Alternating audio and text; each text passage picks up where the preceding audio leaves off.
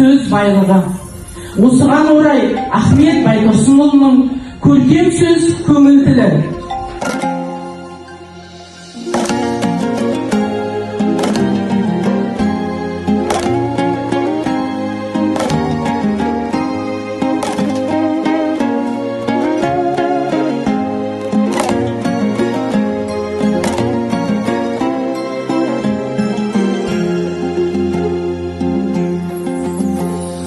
Махаббат деген қандайды, қарасаң көзің талмайды.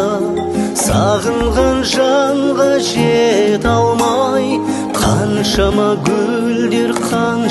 гүлдер сарғайды. Ғашықсыз өмір ме, егілме жаным, егілме. Көктегі күнге қол созсан, не дерсің мынау көңілге? Күлерсің дағы жыларсың дағы шыдарсың, жазылмас дерттің